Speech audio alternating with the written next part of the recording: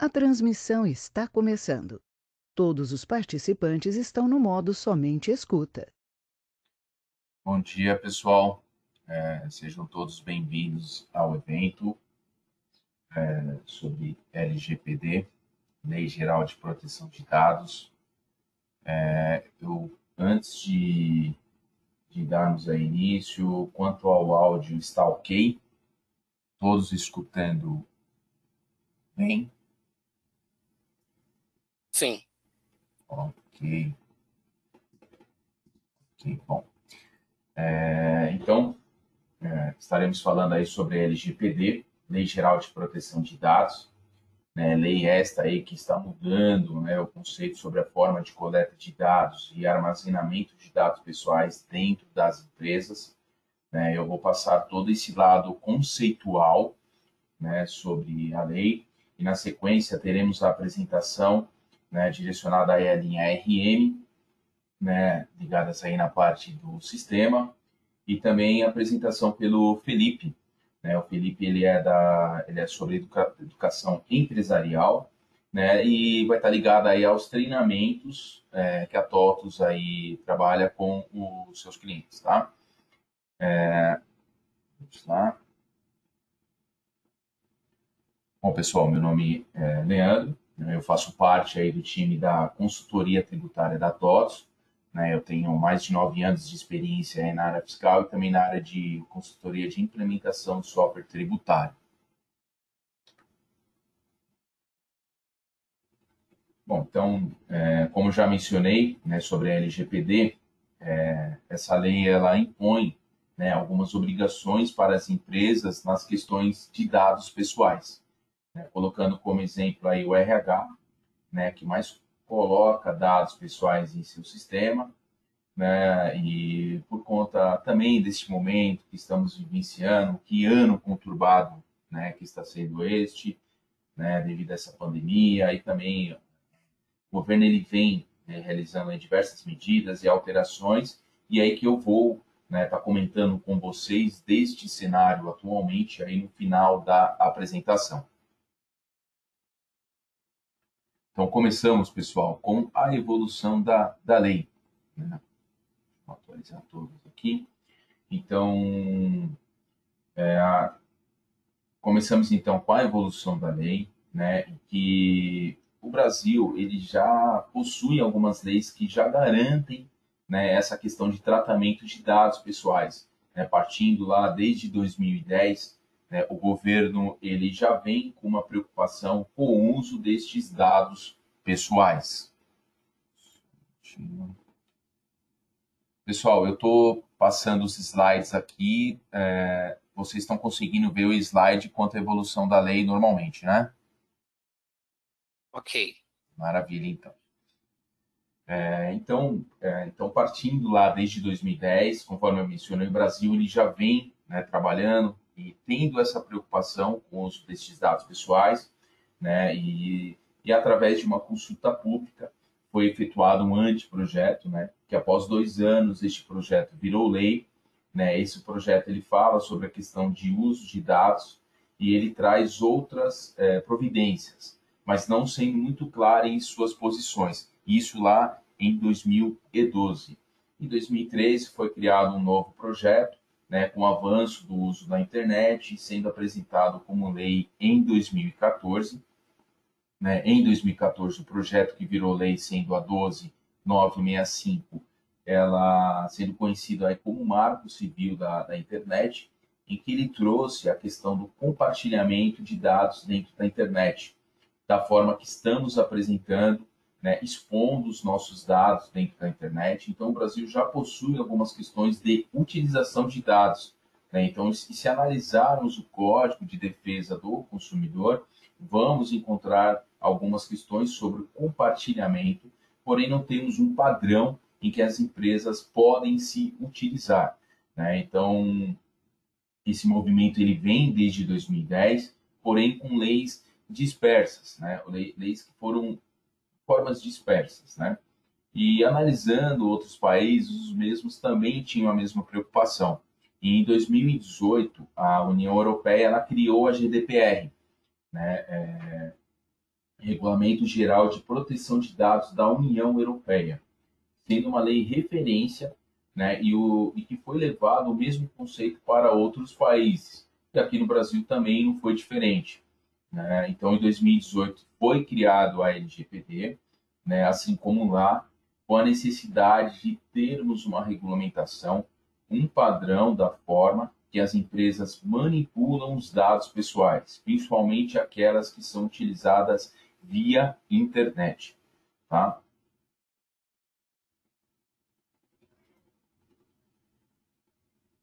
Aqui nós temos aí a proteção de dados, né, ao redor do mundo, né? Então, aqui a gente demonstra, né, como é que está essa questão de implantação, né, deste processo ao redor do mundo, né? Começando lá na União Europeia, né, já fortemente funcionando a GDPR, com a aplicação de multas já aplicadas em algumas empresas, como do tipo Facebook, Google, né, por utilizarem dados pessoais de forma incorreta, né? Temos aqueles países que estão se adequando à lei ainda e aqueles que estão parcialmente adequados, né? E o nosso Brasil, né, com a lei aí em vigor já, ele ainda está caminhando, né, para essa adequação, né? Mas ainda com algumas incertezas que eu vou estar comentando no final aí da apresentação, né? Então, alguns países também nem têm, né, nenhum tipo de lei, e também tem aqueles aí que utilizam, né, que criaram a sua própria lei, em seu próprio formato, né?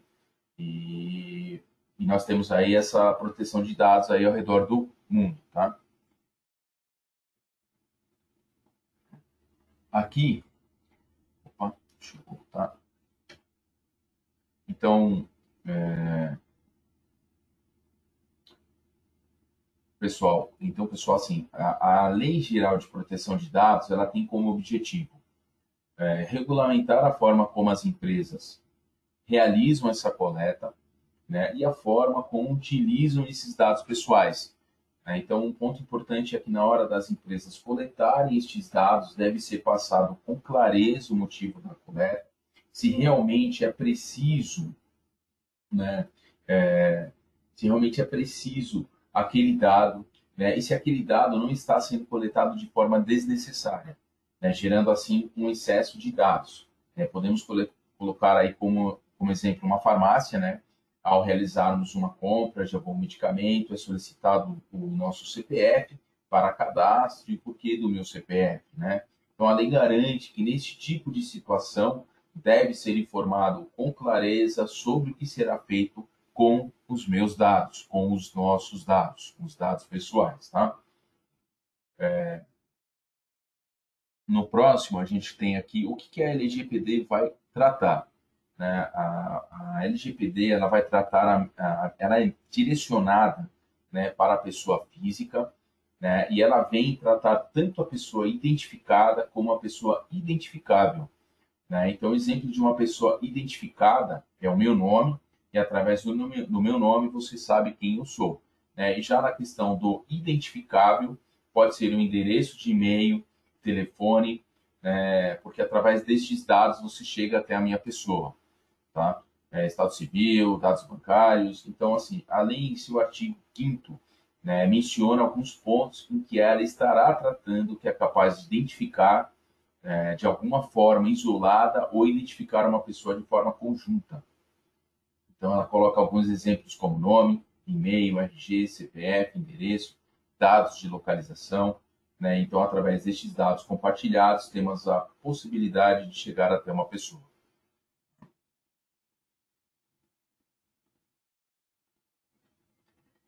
Dando sequência, né, agora temos neste slide aí a principal questão da lei, né, que são os dados sensíveis, né? Então, agora temos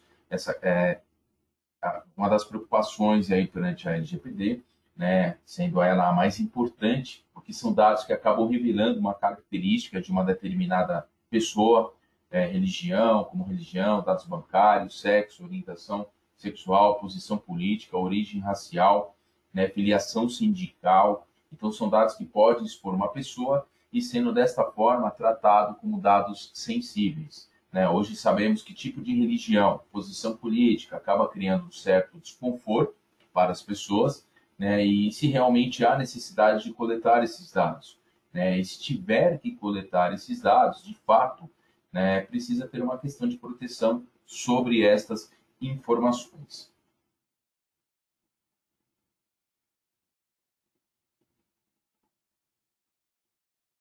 Aqui nós temos os dados pessoais anonimizados, né? É uma técnica de processamento que acaba removendo e modificando as informações, né? Ela acaba modificando aí as informações, né, que podem identificar alguma pessoa, né? E é uma técnica que está aí já sendo utilizada em alguns momentos, né? Então, exemplo, dados do IBGE, né, acabam realizando aquelas pesquisas, né, e os mesmos não precisam saber quem é a pessoa, né? Eles precisam saber somente a quantidade de mulheres, como exemplo, que trabalham naquele setor da empresa, ou a quantidade de homens, né? Então eles acabam anonimizando, né, algum dado e eles pegam somente aquelas informações necessárias que o IBGE solicita. Então hoje já temos essas questões nesse sentido, né? Mas a lei traz essa figura como anonimização, tá? Então significa aí ocultar sob o anonimato.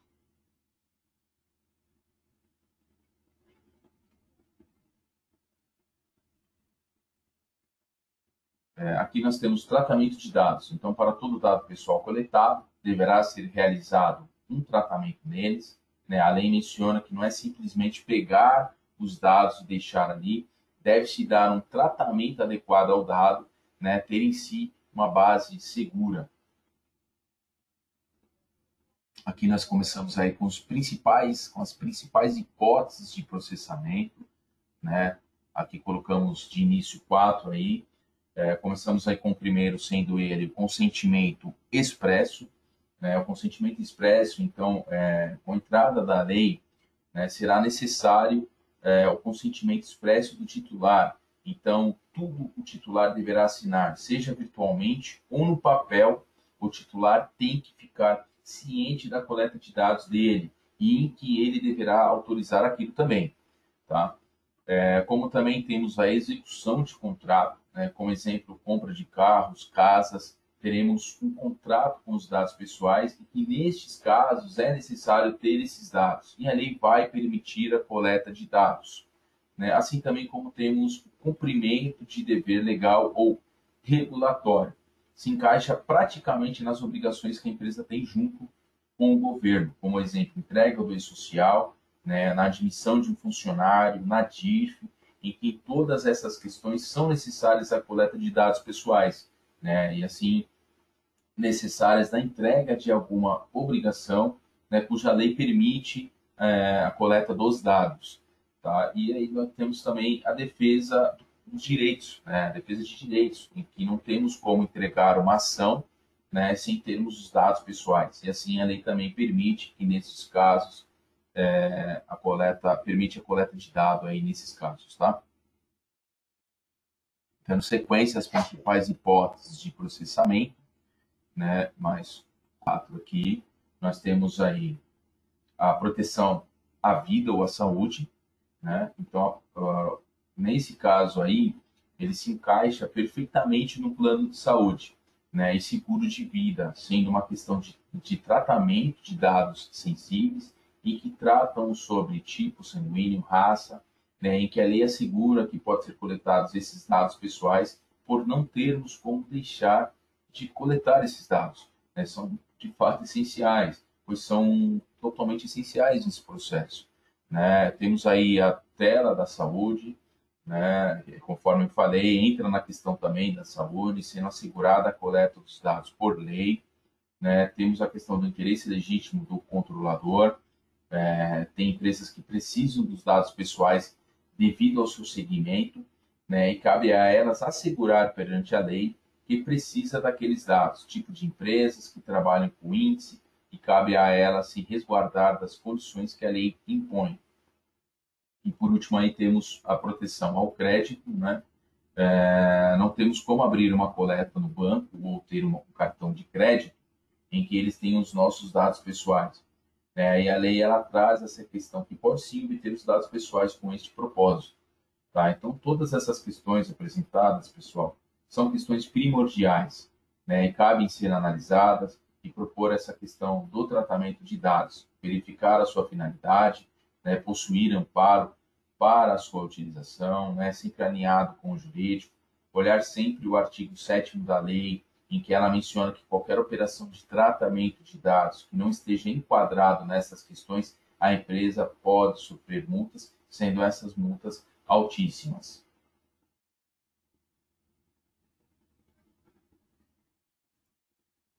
Aqui nós temos o direito do titular, né? No direito do titular, conforme eu já falei, sendo essa uma lei direcionada à pessoa física, ela apresenta algumas informações que amparam o titular do dado. Né? Ela fala da questão do direito do titular sendo necessária a confirmação, né, se o dado está sendo utilizado ou não pela empresa. O titular deverá ter acesso aos seus dados, né? A forma como será, não sabemos. Né? A empresa deverá ter uma base para ele consultar, para ver se os dados estão errados e assim corrigi-los, né? Se estão desatualizados, sendo esse um direito que o titular deverá ter com base na lei. Né? E com base também, como ela também fala, né, da questão da eliminação, né? Caso ele tenha algum dado que não concorde, o mesmo poderá ser eliminado. Né? Também na questão da portabilidade, como exemplo, mudança de bancos, portabilidade de operadora de celular, em que o banco anterior ou a operadora não deverá ter mais os dados devido à portabilidade, como também a lei garante a eliminação total dos seus dados, né? Sendo este um ponto importante, né? Pois temos os casos em que não podemos ter a eliminação total.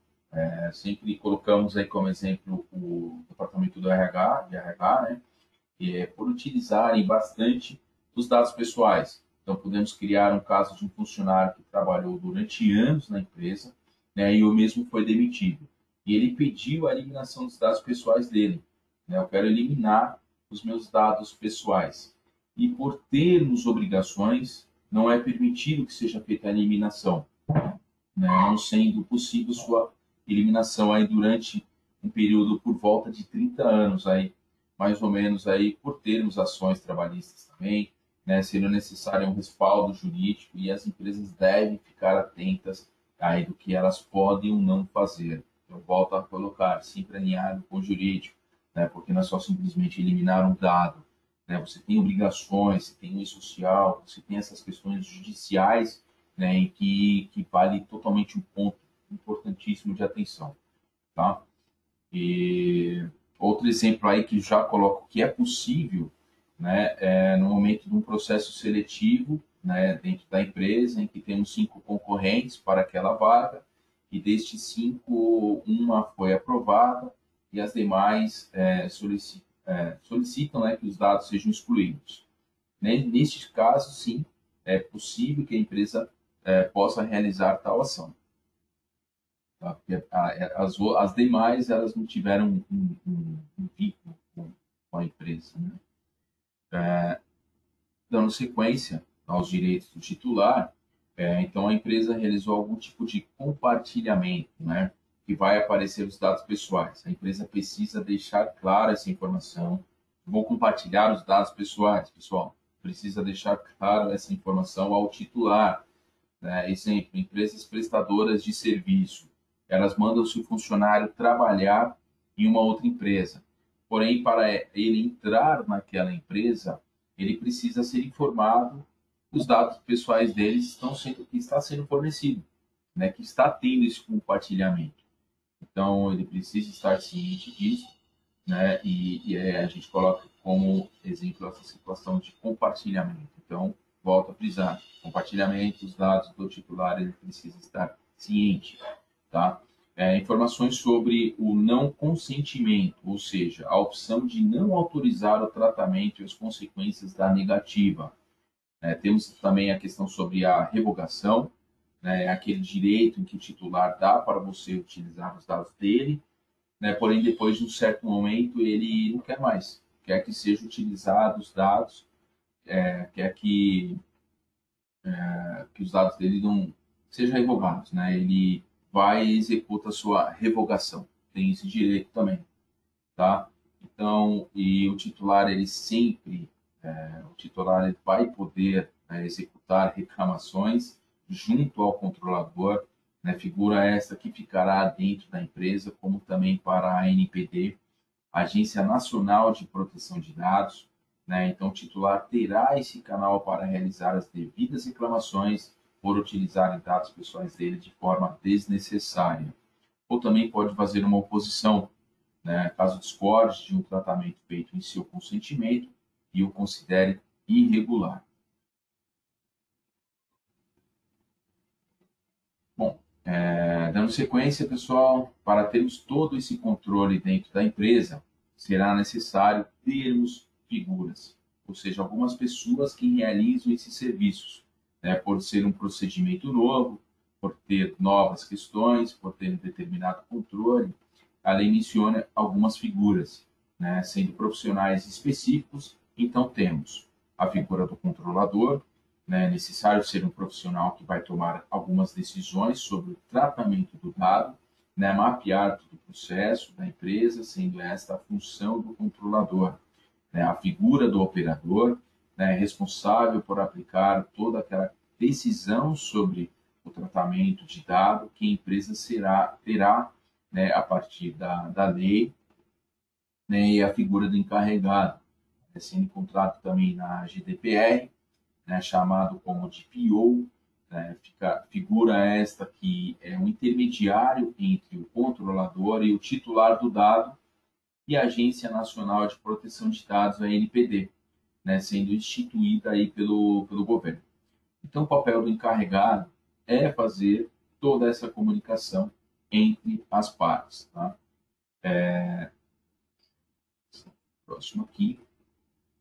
Então, pessoal, a TOTUS aí, ela tem essas figuras, né, dentro da empresa, né, a figura do controlador.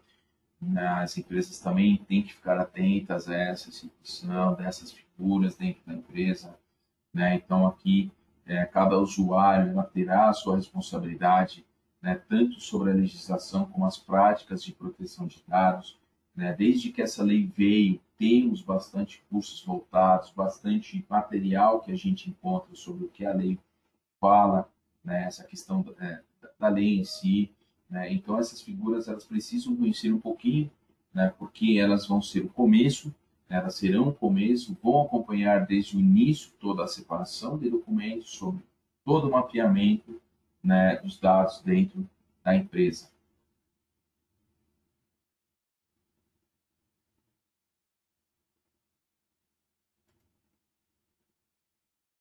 Princípios da LGPD.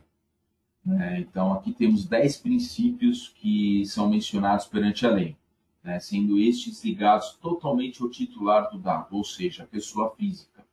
Né, e cabe às empresas refletirem sobre essa questão. No caso da finalidade, qual utilizar? Né? Será que estamos coletando os dados de forma clara? Será que os dados que estão sendo coletados são necessários? Será que não estamos com excesso de informações também? Então, teremos que se adequar sobre essas questões, né, tentando minimizar as informações, pois teremos que ter uma base onde será coletados os dados, né, analisar cuidadosamente os direitos dos titulares, né, eles terão livre acesso, como será isso disponibilizado, são princípios que as empresas devem refletir e demonstrar aí a transparência. A empresa deverá prestar conta para a agência protetora dos dados, né, como será realizado também hoje não sabemos, até pelo fato de não termos quais serão ainda as figuras. Tá? Caso as informações sejam vazadas, qual ação tomar?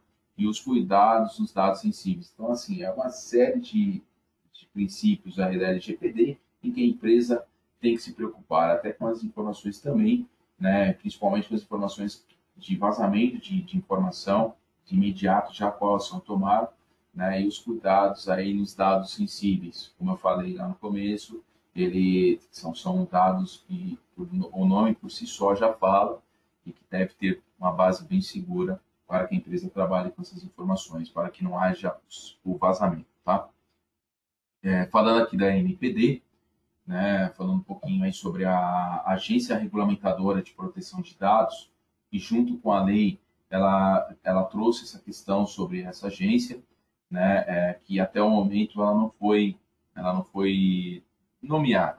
Né? Essa agência ela vai fiscalizar, acreditamos que ela vai formar processos e diretrizes para as empresas, porque ela menciona que as empresas deverão prestar contas, não sabemos como será, por meio de um sistema ou através de um relatório, né? Sabemos é que a partir do momento que essa agência for nomeada, teremos um norte de qual forma será realizado todo o processo, né? Atualmente, a agência ela é composta aí por 23 representantes, né, desde titulares aí a suplentes. Até o momento aí não temos os nomes divulgados, conforme eu mencionei, né, mas por vazamentos da internet aí, né, a gente tem alguns advogados aí que irão compor essa estrutura da NPD. Não temos ainda a formalização, né, e os nomes divulgados, mas já temos aí algumas pessoas que parece que estarão ligadas aí à estrutura da NPD. Oficialmente, nós tivemos aí o decreto 10.474, de 26 de agosto de 2020. Né? Então, esse órgão ele passou a ser oficial, né? Com responsabilidade aí pelas sanções na LGPD. Né? Esse decreto ele fala sobre a fiscalização, a parte de fiscalizar, né? A forma de formar processos, na verdade, né? Da qual ainda a gente não tem maiores informações. Né? Esperamos receber maiores diretrizes aí sobre essa formação. Né? Mesmo com o decreto aí atualmente, a gente tem essa situação de ter um órgão oficial, mas aguardamos maiores definições. Né? E sabemos também que as sanções, elas não entram agora, né? Não havendo nenhum tipo de multa, mas as empresas precisam estar já totalmente envolvidas sobre a LGPD, pois a lei em si já está em vigor, tá? E falando até mesmo que essas sanções não entraram agora, no próximo a gente fala dos incidentes de segurança, né? A lei traz essa questão de incidência no tratamento de dados, né? Sendo de responsabilidade da empresa comunicar à Agência Nacional de Dados, porém não sabemos de qual forma, né? Deveremos comunicar qual dado foi afetado, né? Qual a técnica e a segurança que a empresa está tendo para que isso não aconteça, para que isso não volte a acontecer, ou por que aconteceu, né? Se teve demora na comunicação, se ela foi imediata, né? Sendo estes pontos que a lei traz, porém aguardamos maiores definições. Tá? Temos aí as questões das penalidades, as sanções lá, né? A lei ela é bem dura, né? Desde advertências, multas diárias, multas com valores financeiros que podem atingir até 50 milhões e até a suspensão das atividades da empresa. Né? E todo esse processo aí a gente acredita que será gerenciado aí pela Agência Nacional e a mesma estará executando. Aqui é uma cartilha, tá, pessoal, aí que traz, né, o governo praticamente é o que mais coleta dados pessoais, né? Então eles também precisam se adequar à LGPD. Né? Foi criado um comitê de governança de dados, sendo criada uma cartilha aí com orientações, né, direcionada para entidades administrativas e públicas. E só que é uma cartilha bem interessante, né? Ela é uma cartilha bem interessante, a mesma te dá um norte aí de como implantar em sua empresa, tá? Aqui nós começamos aí, eu até não tive esse slide aqui, né, das nossas apresentações anteriores, porque é o que eu comentei, né, no começo da minha apresentação. Foi um ano bem, está sendo ainda, né? E o governo ele trouxe várias mudanças. A LGPD, a certo momento, ia postergar para 2021, vai, aquele vai, não vai, né, entrou a medida provisória, né, que ela levaria a LGPD somente para 3 de maio de 2021, mas isso não ocorreu, né? O que acontece? Deixa eu pegar aqui. Aqui depois nós tivemos aí a MP, né, que nem no slide anterior, ela prorrogou, né, pelo prazo de 60 dias, só que teria aí, né, a assinatura do presidente, deveria passar por todo as assinaturas em si, né, isso não ocorreu, né, não ocorreu a, a, a medida, né, ela não sofreu e assim, ela acabou sendo, não acabou entrando, né, e ela entrou com a lei, né? Então aí a gente acabou tendo a entrada da LGPD, né, a LGPD ela entrou em vigor, né, foram vários fatores ali e, e ela está aí com a sua entrada em vigor, né, no cenário atual. Então, o que eu posso passar para vocês, até procurar palavras aí de uma forma clara, né, depois de toda essa mudança que tivemos, se a entrada ela seria realizada ou não, conforme eu falei, né, com a Câmara que queria o adiamento, né, e o Senado ele acabou tirando o artigo 4º da MP, né, e o presidente ele deu início à LGPD. Então, uma formalização até o momento não ocorreu. Então, a gente vem acompanhando aí perante ao Diário Oficial, né? A gente não tem essa oficialização, essa formalização, né? Mas a LGPD ela está em vigor, né? E até o momento é a informação que temos, tá? Aguardamos maiores definições sobre a agência também, tá? Para sanar dúvidas recorrentes sobre pontos de regulamentação e normatização da nova legislação. Né? Aguardamos, enfim, o crescimento da LGPD, né? Porque ela entra em vigor, mas o governo ainda não estrutura a autoridade de dados. Então, veremos aí futuramente, né, como que ela vai se desenvolver, né? E as dúvidas em si, se serão sanadas ou não, tá? Mas a lei está em vigor, tá bom? E as sanções para 2021. Bom, pessoal, agora eu vou entrar aqui, a gente conclui essa parte da minha apresentação ligada ao lado conceitual. Eu vou estar mostrando para vocês agora a parte da, aqui, sobre o espaço legislação, tá? Assim, a TOTOS, ela tem uma gama de informações, vocês têm a possibilidade de buscar informações em diversos canais aqui, nós temos o nosso espaço de legislação, então lá no TOTOS.com,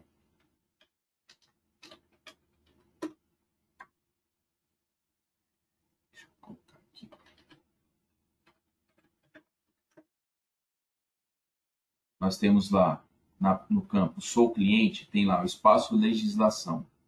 No espaço legislação, nós temos toda essa parte de informações. Então, começa lá com notícias, né, relacionadas aí à Covid-19, dos impactos trabalhistas e previdenciários, né? Aí nós temos as principais obrigações, né, que nós temos aí a cada ano, como a FDRINF, né, o E-Social, né, a LGPD em si, né? Nós tínhamos aí a parte das obrigações contábeis, né? E aqui, como ECF, ECD, aqui ele traz aqui, pessoal, a LGPD, seus conceitos, informações gerais, seu objetivo, né? A agência regulamentadora, o que muda com a LGPD, tem tudo, tem informações aqui que vocês podem estar tirando, informações também perante as linhas de produto, tá? Como é a linha RM, você clica aqui, vai te levar lá à página com todas as informações referentes à linha RM. Mais para baixo aqui nós temos portfólio fiscal, né, com toda essa parte de mapeamento das obrigações fiscais por os estados, tá, no âmbito federal, municipal, estadual, tá, nós temos aqui parte do calendário, aí depois deixa eu voltar aqui para o começo, que aí nós temos também as partes de notícias. Aqui, ele já logo de cara fala que para que vocês fiquem por dentro das informações, é só cadastrar o e-mail aqui, tá? E aí vocês já passam a receber as informações e ficam por dentro das novidades aí no âmbito fiscal e tributário. Tá? Então, repassem aos seus departamentos, acessem, pois te dá um leque de informações aqui bem grande, tá, pessoal? Depois nós temos também as notícias, tá? Aqui nós temos as notícias ligadas, são várias as informações. Deixa eu ver a parte aqui. Vou ter mais um. Né? Então, são várias as informações que a gente tem, que vai te dar toda essa massa de informações, tá? Então, deixa eu voltar aqui para slide. Então, pessoal, aqui eu faço a conclusão, né, da minha apresentação. Né? Agora eu vou estar passando para a linha de produto, né? E depois, na sequência, nós teremos aí o Felipe com a apresentação dos treinamentos aí ligados aos clientes, ok? Só um minutinho, por favor.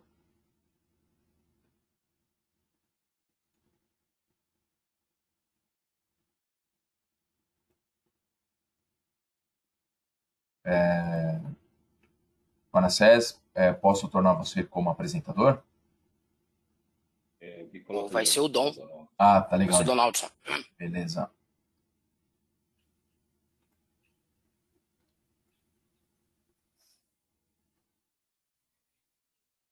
Bom, Donaldson, você está como apresentador aí, agora é só tocar o barco, ok? Obrigado aí, pessoal. E depois a gente vai ter, lembrando que a gente vai ter a disponibilização desse vídeo lá pelo YouTube, tá? No final a gente vai ter aí, vai abrir as perguntas, tá? Para que vocês tenham aí as perguntas relacionadas à LGPD, e aí a gente vai respondendo elas, tá? Aquelas que a gente não conseguir responder aí devido ao número de participantes, aí a gente pode realizar abertura de chamados também, tá? Só um minutinho aí que agora é com a linha de produto. Obrigado mais uma vez, viu, pessoal? Obrigado, Leandro. Obrigado, bom dia a todos. Meu nome é Donaldson, CEO do produto de automação de ponto da RM. Vou fazer uma... vocês estão vendo a minha apresentação? Estão me ouvindo bem? Sim. Ok. Sim. Obrigado. Bom, pessoal, tem algumas pessoas que têm citado algum problema de áudio aí. O que eu posso tentar contribuir? O áudio que tem o comando aí na lateral, tem formas de você testar alguma coisa assim, habilitar ou habilitar para tentar resolver, tá? Mas como a grande maioria está escutando, imagino que seja algo específico aí, tá? Bom, continuando, dando continuidade aqui, eu vou fazer uma contextualização do que a gente vai passar. E o Manassés, que está representando a parte de folha de pagamento, irá citar alguns aspectos aqui também que a gente tem para passar para vocês, tá? Deixa eu só aqui isso aqui. Vamos lá. Então, a gente vai passar aqui por um disclaimer, né, que é o que a gente coloca na nossa central da LGPD TOTUS no geral, para a gente poder reforçar isso com vocês, que é muito importante que isso esteja realmente em mente dos nossos clientes, a importância da tratativa dos dados aí com relação à manipulação do próprio cliente. Vamos passar um pouco sobre os requisitos corporativos previstos que a gente está trabalhando em cima da LGPD. Configuração. Então, a gente entra em alguns detalhes de alguns itens específicos, né, que são bem importantes aí, com relação à contextualização sistêmica versus tratativa de dados, que é a configuração de campos pessoais sensíveis, logs de auditoria, segurança da informação, relatório de titular de dados, né, responsabilidade do cliente consentimento e anonimização, eu volto para falar especificamente desses itens, tá? Só para poder passar aqui para vocês o que é o disclaimer nosso, tá? Sobre a tratativa de dados pessoais sensíveis no âmbito dos produtos TOTS. Ao adquirir um produto TOTS, o cliente será o agente controlador dos dados pessoais e ou sensíveis, né? Conforme expressamente previsto na Lei Geral de Proteção de Dados, seus usuários, funcionários, colaboradores, fornecedores, prestadores de serviço, dentre outros e como tal. Eu não vou ficar lendo aqui, né, para poder passar, mas a ideia é reforçar que a gente, como fornecedor de software, somos basicamente, né, fornecedores da ferramenta que proporciona o cliente tratar a segurança de dados. Tá? Então, a importância do cliente estar ciente que ele precisa fazer parametrizações, ele precisa fazer tratativas e a segurança de dados é uma responsabilidade do cliente, né? É muito importante que isso esteja em mente e a gente dá subsídios para poder tentar fazer uma tratativa, um facilitador nesse aspecto, tá? Então, isso aqui é sempre bom estar em mente aí para que vocês consigam realmente montar toda uma segurança em volta dos dados que são tratados e utilizados dentro do sistema. Então, a gente vai falar aí sobre configuração deste campo sensível, né, conforme eu citei. Esses tópicos aqui, o Manassés vai entrar em detalhe em alguns pontos aqui. E eu retorno, conforme eu citei, na parte de consentimento e anonimização de candidatos. Tá? Então, Maná, pode seguir, por favor. Bom, pessoal, meu nome é Manassés, sou analista de desenvolvedor lá na Folha de Pagamento, o PO da Folha de Pagamento é o Wellington Colácio, e desde já, tanto o Dom quanto o Colácio, se tiver presente e quiser acrescentar alguma questão aqui na nossa apresentação, fica à vontade aí para vocês estarem aí acrescentando valor aí à apresentação. Bom, configuração de campos pessoais e sensíveis. Acredito que esse é o artefato mais importante para o LGPD. Principalmente com o advento da LGPD, a gente tem que mudar o nosso mindset em relação ao conceito do dado. O dado pessoal agora não basta mais saber só o que é o dado. O titular do dado ele terá o direito de saber o que é feito com aquele dado e por que ele é coletado. E a configuração de campos pessoais e sensíveis vai ser esse artefato que a gente vai estar apresentando. Ok? Pode passar, Dom, slide.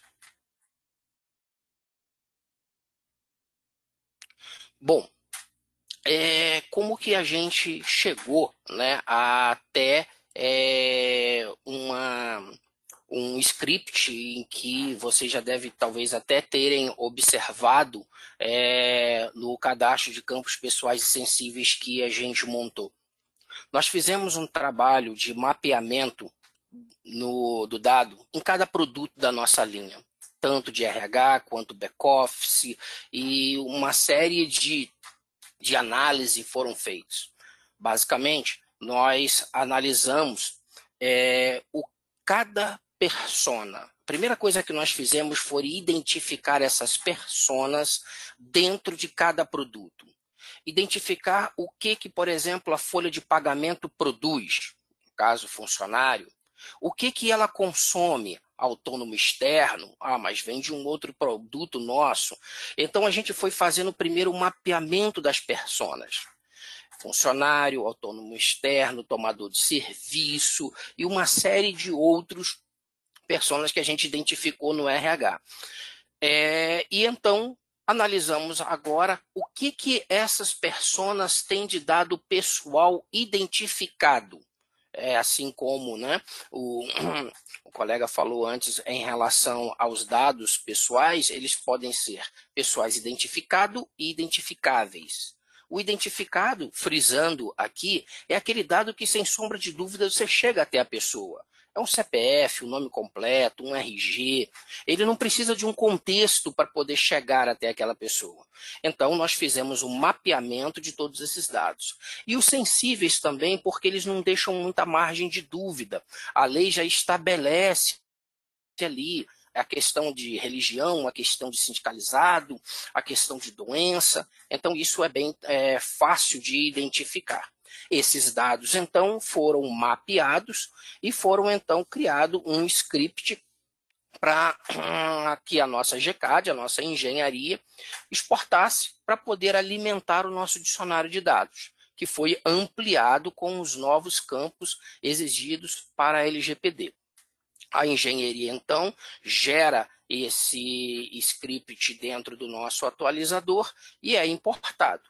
E aí agora o cliente, no caso, controlador, que são vocês, vai precisar agora dar uma revisitada nesses dados e identificar a coerência deles dentro do contexto do seu ambiente.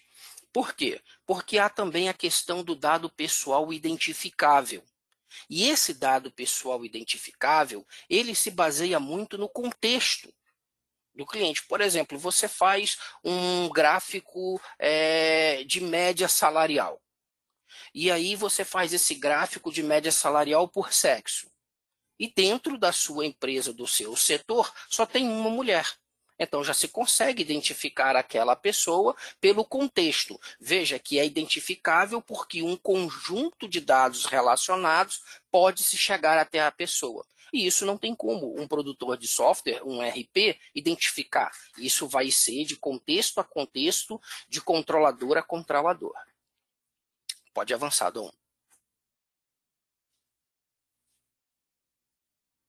Bom, onde fica, então, esse cadastro dentro do RM?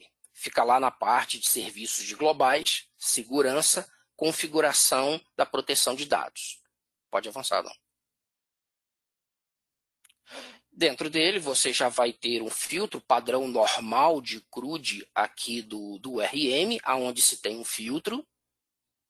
Esse filtro, então, mostra uma visão, mas não é mais uma visão somente daqueles que já conhecem, né, do nosso dicionário de dados. Ele foi expandido com mais campos, né, ali como o código da classificação detalhado, pessoal, sensível, anonimizado. Então, tudo que nós identificamos que era importante ter no nosso dicionário de dados para atender a LGPD, nós colocamos. Aqui fica mais claro a visão, quando você acessa um daqueles dados naquele registro da visão, o diálogo. Então, nós temos aqui um campo da PFUNC, que é do cadastro de funcionário, em que você tem ali o indicador de sindicalizado. Perfeito? O que esse campo é? Nós identificamos que ele é um campo pessoal, ele é um campo sensível, porque está ligado à questão de filiação a sindicato, ok? A classificação dele, a gente deixou ali com aquele código, ok? Sem proteção. E o código da classificação detalhado, filiação a sindicato.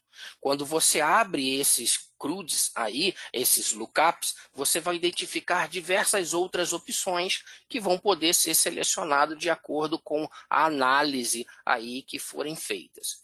Aí, mais abaixo também vai estar aí sendo identificado, né, os módulos que também podem ser utilizados, que podem estar utilizando esse campo. Então, nós temos o campo pessoal, né, que ele marcado habilita os demais campos sensíveis e a classificação. O campo sensível ali ele vai ter um efeito também em outra funcionalidade do sistema, que lá no perfil a gente vai falar um pouco mais a respeito lá na frente, mas é a segurança de perfil. Okay? Esse campo flaggado como sensível, ele pode ter um comportamento diferenciado que a gente vai estar frisando mais à frente. O código da classificação, esse código de classificação ele é interessante porque ele vai permitir com que você detalhe. Aquele campo faz parte de um documento? É um CPF, um RG e tal? Ele faz parte do documento? Ele é um telefone? Porque nós temos telefone celular, residencial. Ele é endereço, porque você tem, o endereço é um campo composto, né? Rua, complemento, bairro, cidade, estado, então você tem ali um conjunto de classificações para poder ali definir o seu campo. Pode avançar, Dom. O Manassés, se você puder passar, vamos passar mais devagar um pouco, o pessoal está pedindo para ser mais devagar aí para poder captar melhor a informação, tá? Tudo bem, tá joia. Pode avançar. Bom, agora chega essa estrutura aqui é completamente nova, porque para cada dado que se tem em uma tabela, um ou mais módulos do RM pode estar utilizando. No caso aqui, o indicador de sindicalizado, ele é produzido e utilizado na folha de pagamento, okay? Principalmente lá na RAIS. E aí, então, você tem ali um código de enquadramento, que também é um código de enquadramento da LGPD.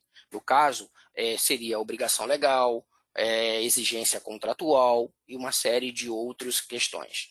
Temos ali a descrição do enquadramento e a justificativa de coleta. O que acontece? Como eu disse antes, agora não basta mais saber o que é o dado. Tem que saber onde e o porquê ele é usado. Então, normalmente, ali no campo descrição do enquadramento, nós colocamos ali para fazer ali onde o dado é usado.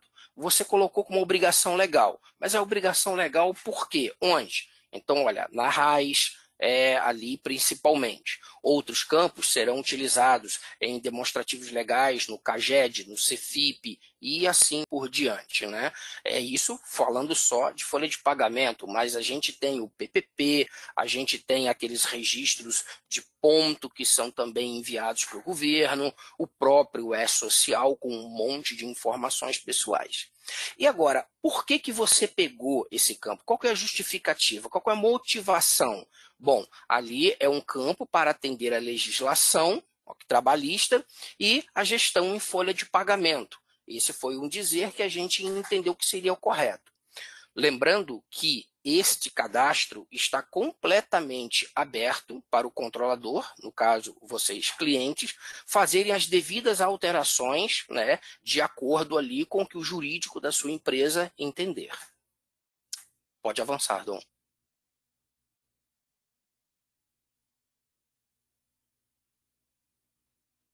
Acesso. Só citar aqui que teve uma dúvida com relação ao qual release foi a partir de quando você está disponível, né? Nós disponibilizamos a partir de janeiro, nas releases de 12 e 27, certo? Não, acho que é 12 e 27, que saiu de janeiro. Foi a release que despediu em janeiro. A partir dela, a gente já tem isso disponível para poder ser utilizado aí por vocês, tá? Correto, correto.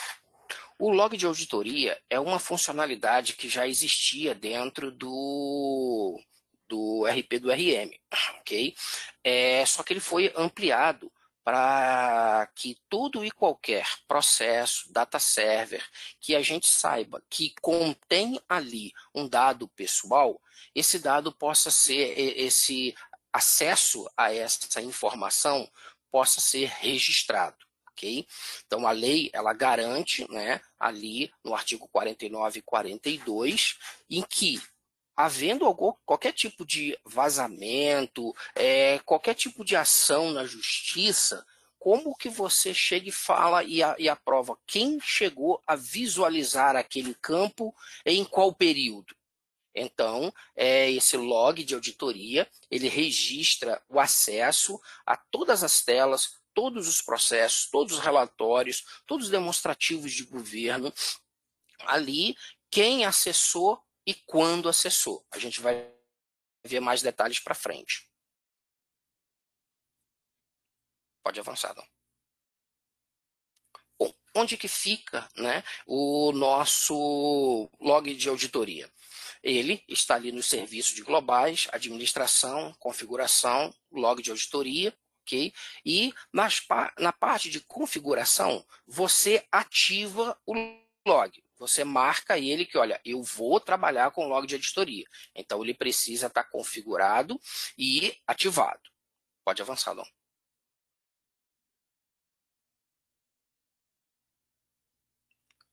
Bom, feito isso, né, tem aqui a informação, como o número é considerado de registro, né, a gente precisa aí de um filtro, por exemplo, vazou um dado de funcionário. Então, você deve fazer um filtro dentro daqueles objetos ali do sistema que estão relacionados a funcionário.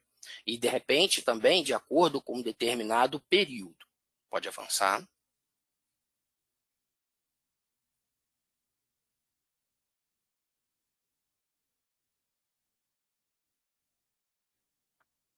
A tela que é mostrada, né, mostra o usuário, a máquina em que foi acessado, o IP, a rotina, tá de uma nomenclatura técnica aí também, porque esse log ele não deve ser analisado por qualquer usuário, ok? E a data em que foi feito o acesso. Então, com isso, sabe qual é o usuário. O usuário está ligado a uma pessoa dentro da organização. A máquina e o IP de onde ele acessou indica, né, corretamente o local de acesso. E ali pode então se rastrear e saber se dentro daquele período quem observou aquela informação, podendo ter aí um indicativo, né, de um possível responsável ao vazamento, ou qualquer outra análise que queira se dar nessa questão. Bom, quanto à segurança da informação.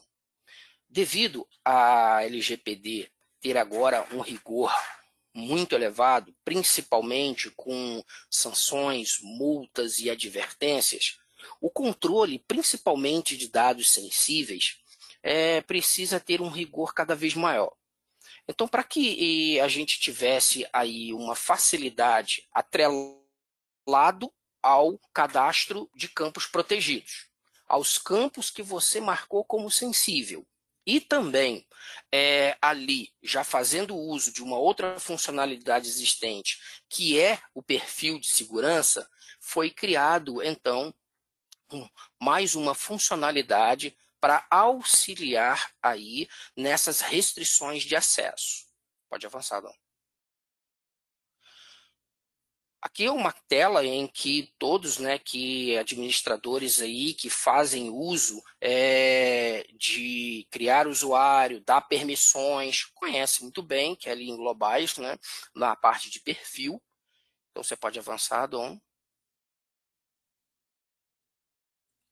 E esse campo é o que foi criado agora para nos ajudar. A funcionalidade de pode consultar e pode alterar já poderia estar sendo trabalhado. Mas a gente acredita que foi feito um trabalho muito minucioso em classificar os dados em relação ao LGPD. Pessoal, sensível, ok. Então, aproveitando essa classificação, foi criado esse flag para que, se permite acesso ao campo protegido, isso significa que o usuário desse perfil vai poder visualizar os campos sensíveis, independente das permissões ali de baixo, de pode consultar ou pode alterar. Sempre verificando uma negativa, né? Se você marcou um campo sensível, desmarcou esse parâmetro, e você está falando ali que pode consultar, o campo não será exibido. Okay? Então, sempre a negativa mais forte aí é que vai estar prevalecendo. Pode avançar. Então, estando o campo aí permite acesso desmarcado, isso significa que todo e qualquer cadastro, relatório, API, web service que utiliza aquele campo, ele não será visualizado, que você marcou como sensível. Pode avançar. Então, como exemplo, aquele código de sindicato ali da filiação de sindicato, ele foi marcado como sensível no cadastro de campos protegidos. Pode avançar. Quando você, então, acessa o cadastro de funcionário, né, na abas ali dados do sindicato, observe que aquela informação para o usuário que está associado a um perfil que não possui acesso a um campo protegido, esse campo, então, fica invisível. O mesmo acontece com relatórios e demais funcionalidades que demonstrariam este campo. Pode avançar. Só é importante também reforçar aqui que né, a questão do usuário, né, que tem um perfil que, usando um exemplo básico aqui, né, por exemplo, se ele necessita de ter acesso àquele módulo, obviamente a gente entende que ele precisa ter necessariamente acesso a todas as informações, né? Então, apesar do sistema estar permitindo habilitar toda essa parametrização independente de processos, é importante também ter uma consciência de que se ele tem acesso ao dado, não faria sentido para executar e finalizar determinado processo, não justificaria ocultar esse dado de alguma forma desse usuário. Então, é só importante atentar, porque se ocultar pode, claro que a gente tenta avisar, né, e sinalizar qualquer possibilidade de problema nesse sentido, mas pode ser que determinada informação que necessite ser enviado para algum órgão público e que tem uma parametrização incorreta, ela fica incorreta, né? Obviamente a gente vai cercar isso tudo, mas é importante ter consciência de que quem precisa daquele dado para ter aquele determinado processo, ele precisa necessariamente ter acesso a esses dados, né? Correto, Dom. E tal incoerência já poderia ocorrer antes. Então, quando você tem uma pessoa que tem acesso à emissão da RAIS e você, por algum motivo, falou que não pode consultar algum campo que sai na RAIS, isso já é uma situação de conflito em relação ali à parametrização de segurança. O relatório de acesso a dados titular, a gente ainda não tem uma regulamentação clara, um layout definido, porque a própria Agência Nacional de Proteção de Dados ainda está se estabelecendo. Então, nós temos a lei, mas muitos pontos da lei ainda não está claramente normatizado. Então, sendo assim, o relatório de acesso dos dados, né, pelo titular, ele provavelmente irá fazer uso do cadastro dos dados protegidos, porque provavelmente o titular ele vai querer saber a todo tempo e a qualquer momento o que é feito com seus dados, a coleta dos seus dados, ok? Então isso tudo vai passar pelo quê? Pelo cadastro de campos protegidos, aonde você falou que o campo é pessoal, aonde falou aonde é usado, aonde falou a justificativa de coleta, é bem possível. Mas o layout dele ainda definido, ainda não o temos. O Leandro citou no início, né, tem dúvidas, tem indefinições, né, que ainda estão sendo... não temos isso claramente, né, assim como não só nós, né, como o Brasil inteiro, não tem claramente como tratar alguns aspectos. Esse é um, então não é bem provável que tende a gente tratar isso aqui no report do RN, mas como a gente não tem layout, não tem uma série de indefinições referente a esse assunto, a gente ainda não tem como direcionar corretamente qual é o melhor caminho e layout a ser seguido, tá? Por isso que a gente tem alguns pontos aqui que são arestas que precisam ser explicadas ainda pelo governo para a gente conseguir finalizar 100% da entrega para vocês.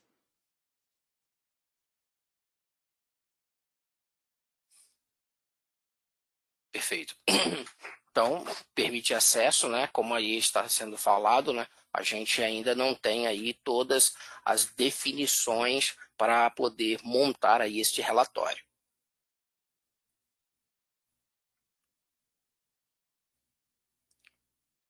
Bom, quais seriam aí as responsabilidades do cliente? O que realmente vocês precisam estar bastante atento quanto como controlador em relação aos dados do titular? Pode avançar. Bom, mapeamento mínimo. Então, cabe, né, a cada controlador conferir aqueles dados protegidos, identificar se vai precisar incluir algum outro campo ou não. Então, os campos pessoais que identificam diretamente as pessoas, os campos pessoais sensíveis, e não só os que identificam diretamente a pessoa, como no contexto de vocês, o que é pessoal identificável. Ou será que existe alguma pessoa em que você, fazendo uma combinação de dados, chegue diretamente àquela pessoa, seja por algum artefato que vocês emitem? Um relatório, um gráfico, um dado estatístico, uma planilha. Se ela vazar, como fica essa informação? Os próprios, né, artefatos que são emitidos, o cuidado que se tem que ter agora com o arquivo do Cefip, com o arquivo do E-Social, tudo aquilo que gera arquivos, aonde está sendo guardado, gravado, será que ele tem acesso, quem tem acesso àquelas pastas, tudo isso precisa ser revisitado. Os consentimentos no portal, orientação quanto à responsabilidade do cliente em solicitar consentimentos do titular dos dados. Nós sabemos que o RM ele é uma ferramenta muito flexível, onde você inclui campos complementares, onde inclui metadados, né? Então tem toda uma questão agora que tem que ficar mais atento com o que você coleta, por que coleta, porque isso depois, mais para frente, pode ser exigido de vocês. Criptografia. Criptografia no código, na aplicação, ou seja, fiz uma sentença SQL lá do banco de dados e trouxe. No momento em que está trazendo e todos os dados que trafegam dentro da aplicação, né, seja via web service, seja dentro da própria relação cliente-servidor ali no nosso ambiente, 3 camadas, esses dados ainda não tem previsão de criptografia. Porém, um dos pontos mais vulneráveis é o próprio banco de dados. E para isso, tem-se uma ferramenta chamada TDE, Transparent Data Encryption, em que eles podem sim fazer a criptografia no banco de dados. Só que quem tem acesso ao banco de dados, aí sempre vai estar fazendo uma leitura limpa do dado, mesmo nas ferramentas clients que o próprio banco de dados ali exige, ok? Até para mais informações aí sobre o TDE, podem ser procurados nos links, né, que estará sendo disponibilizado no final aí da apresentação. Integração com protocolos inseguros, né? Então aí pega bastante a parte técnica e o corpo técnico aí de infraestrutura de vocês como controlador, sempre privilegiar os protocolos seguros, HTTPS, SSL, porque eles embutem já uma criptografia, um tunelamento e um controle melhor desses dados. Pode avançar, Val.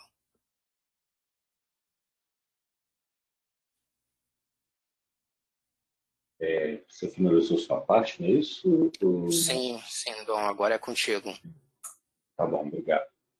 Bom, vamos lá, pessoal. A gente vai falar um pouco agora sobre consentimento do candidato, tá? Por que a gente vai falar sobre consentimentos nesse ponto aqui de candidato, tá? O trabalho que a gente fez de análise em cima das personas que a gente tem no RP, foi verificando, né, o que a gente achava que entendia ser mais importante trabalhar inicialmente, devido a não ter um aspecto contratual com as empresas ainda, né? Então, quando a gente disponibiliza consentimento de candidato, a gente fez uma análise nas personas.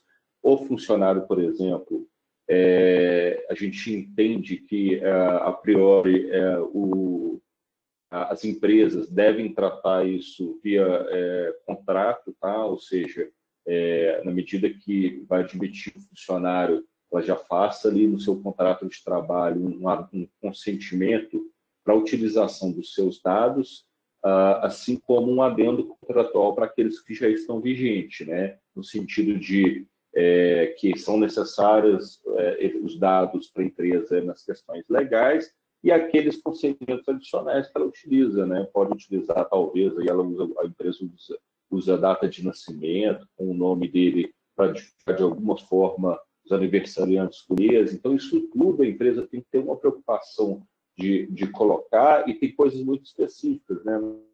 Não dá para generalizar, nada impede futuramente da gente disponibilizar algum recurso que facilite isso, tá? Mas hoje, nesse momento, até pela definição de entrada em vigor ou coisas que estão indefinidas, a gente optou por aquilo que a gente entendeu ser mais crítico, e a gente está trabalhando aqui para poder conseguir, para viabilizar no futuro próximo algo nesse sentido.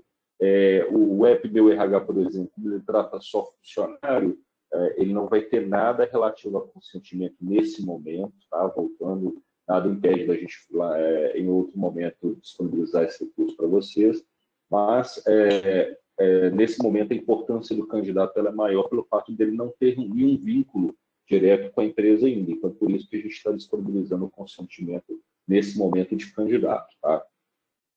Então, falando aqui, quais são os recursos que a gente disponibilizou para que se trate o consentimento do candidato, tá?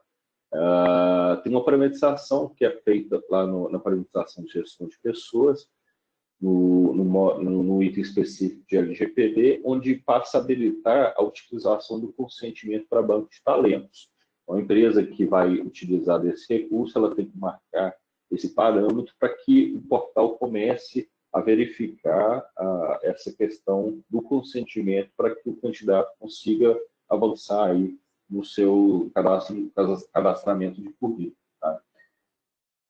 Além de habilitar esse parâmetro, é necessário, dentro do consentimento, no item de menu consentimento, você fazer o cadastramento do consentimento em si. Tá? Então, como que funciona isso? Ele é um CRUD, né? um cadastro normal nosso, padrão, onde são colocadas algumas informações iniciais aqui do consentimento, né? E dentro dele é possível se cadastrar o conteúdo desse consentimento. Tá? Então, aqui é possível redigir o texto, né? Tem alguns recursos básicos de edição, para que isso seja apresentado para o candidato quando ele cadastra lá o seu currículo. Ou, para aquele que já tem cadastrado, ele necessariamente vai ter que colocar seu consentimento a partir do momento que ele vai logar no sistema. Tá? Então, é importante frisar que a data inicial dele, depois desse consentimento cadastrado, ele não é possível habilitar você alterar devido a todas as regras que foram colocadas aqui nesse sentido. Até porque, na medida que é evoluído esse consentimento, ele tem que ser versionado, gerado uma nova versão, né, para que ele tenha todo um controle de início e fim. E até porque, né, se em algum momento algum candidato tenha a questionar a utilização do dado dele, isso é gravado em histórico para que a empresa tenha uma gestão em cima de quando, como e quem que deu a versão do consentimento. Tá? Aí a gente tem aqui uma orientação para menores de idade. Para que serve isso aqui? O menor de idade não pode simplesmente dar consentimento na utilização de seus dados sem que o responsável legal autorize isso também. Então, como que funciona isso? Quando o candidato que é menor vai lá, cadastra as informações básicas no currículo. A partir dali é que é verificada a questão do consentimento. Tá? Então, se ele for menor de idade, vai ser apresentado essa orientação para ele, direcionando o que ele tem que fazer, né? Ou seja, ele tem que dar um ok no consentimento, vai ter uma orientação. Um exemplo aqui que poderia ser colocado é que ele envie, imprima esse consentimento, peça o responsável legal com seus dados para assinar, preencher e digitalize e envie para o e-mail X para a empresa para que ela verifique, realmente identifique que isso ali teve um responsável legal que autorizou, e o próprio usuário do sistema vai lá e marca que foi consentido baseado nas informações que ele recebeu. Tá? Então, a gente disponibilizou esse recurso visando aí a empresa montar um processo e ela determina esse processo aqui para que o candidato visualize isso lá. Temos aí, então, a possibilidade de envio de e-mail para esses candidatos, ou seja, se a empresa quiser enviar um e-mail comunicando que teve uma alteração de consentimento, assim como vários portais e sites utilizam, né? É possível utilizar desse recurso, criando um relatório customizado dentro do Reports, com o texto e o conteúdo que ele desejar, e é possível enviar até também, né, para candidatos que estão para serem ativados. É um recurso que já existia no sistema, a gente só possibilitou aí, facilitar a utilização dele para esse processo. Os prints aqui só são meramente ilustrativos mesmo. Quando vocês receberem o material, acho que vai ficar mais claro e talvez esteja pequeno para vocês, mas é mais para direcionar aqui a ideia da apresentação. Tá? Então, conforme eu citei antes, a partir do momento que o consentimento fica ativo, né, marcou de parâmetro, colocou a partir da data de hoje, por exemplo, que esse consentimento está ativo,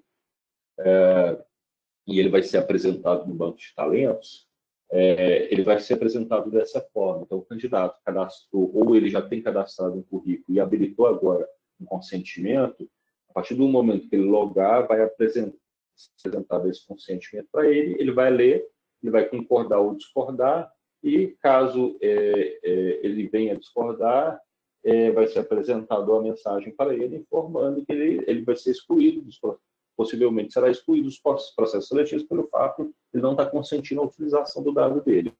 E essa tela do meio é a tela que seria apresentada para o menor de idade, com um texto abaixo do item de consentimento, com o direcionamento que ele precisa efetivar para poder conseguir participar dos processos seletivos. Tá? Então, além disso, a gente, além do recurso, a questão do consentimento em si, o conteúdo que você coloca lá e cadastra, tem no processo seletivo, através da triagem, ainda assim o sistema dá algum aviso perguntando para o usuário se ele deseja utilizar quem não consentiu por alguma razão. Às vezes tem algum candidato que eles julgam importante estar no processo seletivo, vão pedir para ele para enviar um e-mail para que ele faça o consentimento, para que ele avance nas etapas, e aí ele pode, de alguma forma, ir avaliando quem que o usuário deseja, e fica ou não continuando participando das próximas etapas. Tá? Então, aqui no cadastro de candidato foi incluída uma coluna na visão principal que mostra se o candidato está consentido ou não. Né? Então, lá no cadastro de candidato, aqui é que entra a parte que você tem, que o próprio usuário pode ir lá no menor de idade, marcar esse menor de idade, colocar aqui a justificativa e falar que ele teve consentimento baseado no processo que ela recebeu do responsável legal, citando que ele está autorizado e estão sendo autorizadas a utilização de dados dele dentro da empresa e do processo seletivo. Então, a partir da anonimização de candidatos, é isso. O consentimento de candidatos. A gente vai entrar agora falando um pouco de anonimização, né, que é a utilização de meios técnicos razoáveis disponíveis no momento do tratamento, por meio dos quais o dado perde a possibilidade de associação direta ou indireta ao indivíduo. Né? Então, aí temos os artigos que referenciam a anonimização. O mesmo trabalho que a gente fez lá para o consentimento, a gente fez uma análise das pessoas do RP para poder considerar a questão da anonimização. A gente já disponibilizou, na fase 1, que foi em janeiro, assim como a tratativa de campos pessoais e sensíveis, a gente disponibilizou também a exclusão, né, a anonimização de candidatos, através da exclusão, se não me engano, acho que foi março, foi janeiro, foi março?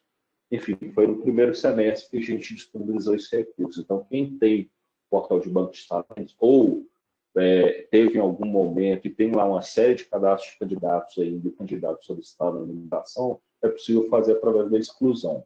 Além do RP tratar isso, né, a exclusão de candidato baseado na LGPD, o próprio candidato ele pode também demandar, através do banco de talentos, a exclusão dos seus dados, e aí ele vai ser excluído, desde que ele não tenha nenhum outro vínculo a não ser como candidato, né?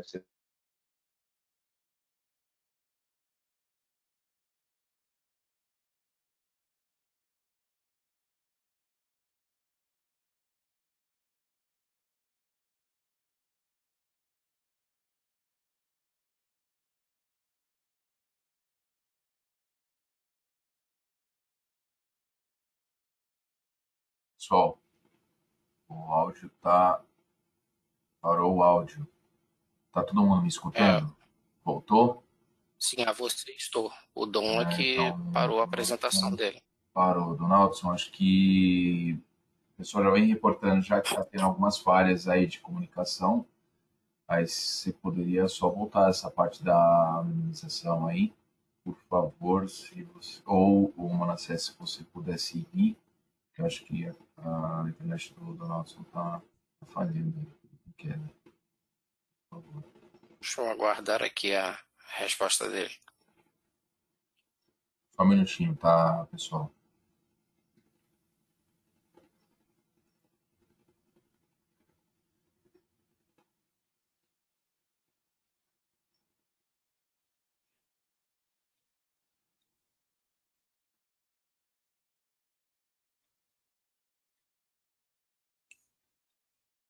Estou aguardando ele me responder aqui no Hangout.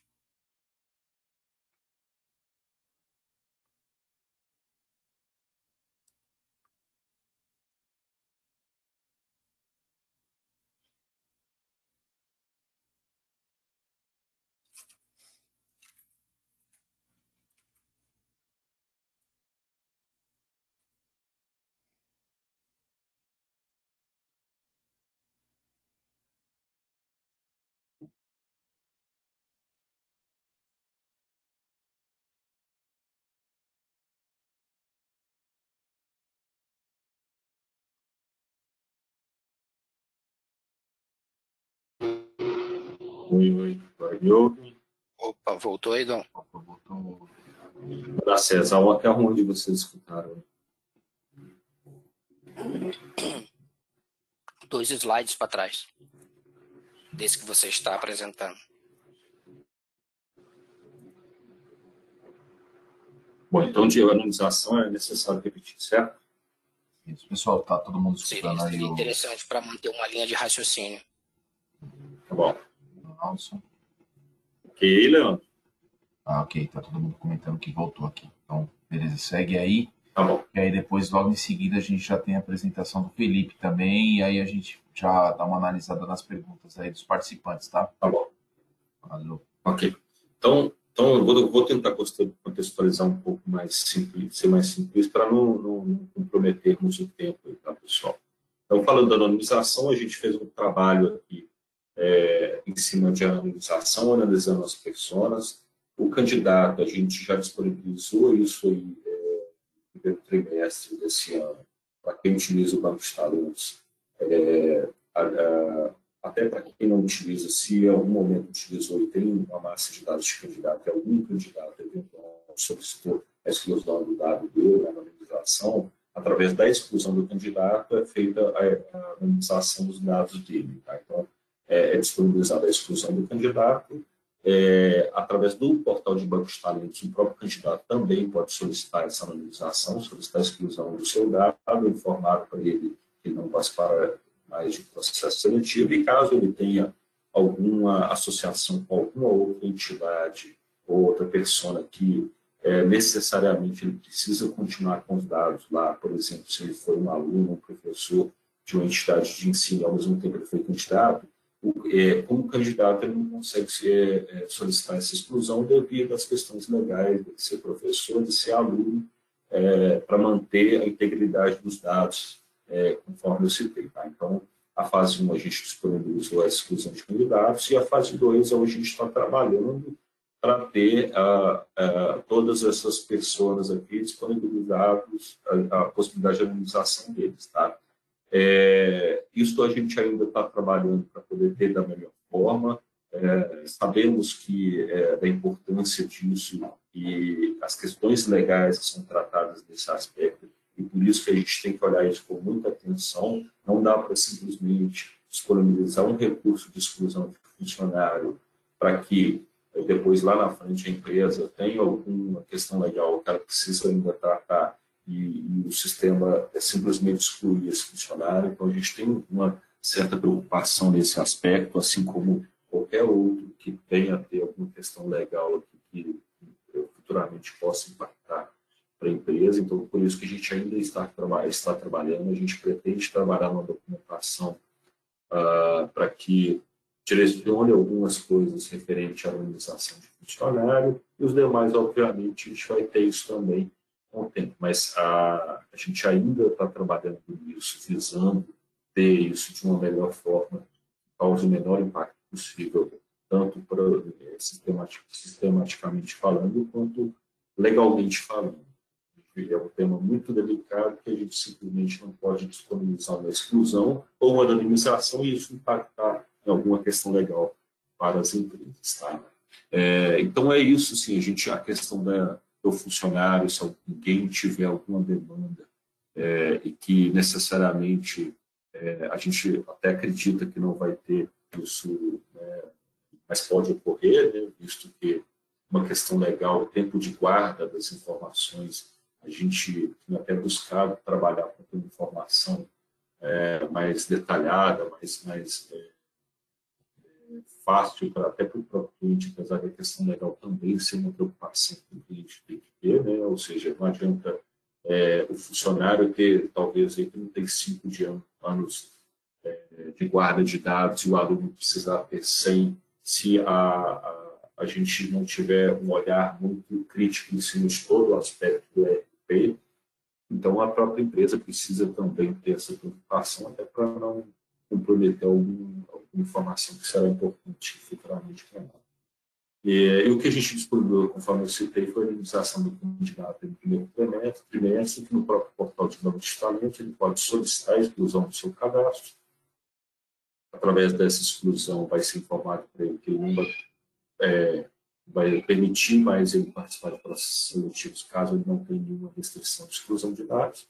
Vai ser dada a mensagem que foi excluído e ele passa a não ter mais os dados. Tá? Além disso, conforme foi citado lá atrás, a gente tem a possibilidade aqui, tem um pequeno gifzinho aqui que mostra que lá no próprio cadastro de candidatos é possível fazer a exclusão do dado e, caso tenha alguma restrição por outro aspecto legal, se ele é um aluno, se é alguma coisa nesse sentido, ele vai informar isso para o usuário para que ele tome a decisão lá, se ele quer excluir, até às vezes tem ele foi funcionário, mas ele já até venceu o tempo de guarda, mas ele vai ser informado aqui para que o próprio usuário decida o que ele vai fazer com relação a isso aqui. Tá? Então, é só para mostrar que além do portal, a gente tem um recurso aqui no sistema que possibilita vir aqui e excluir o dado do candidato também. Basicamente é isso, tá, pessoal, que a gente tem aqui para poder apresentar para vocês. Conforme o Leandro citou, a gente vai ter mais uma parte aí da apresentação e aí a gente vai tentar responder algumas perguntas aqui no tempo que a gente ainda tem disponível. Tá? Então, vou colocar agora o Felipe como um apresentador, tá? Ok. Obrigado.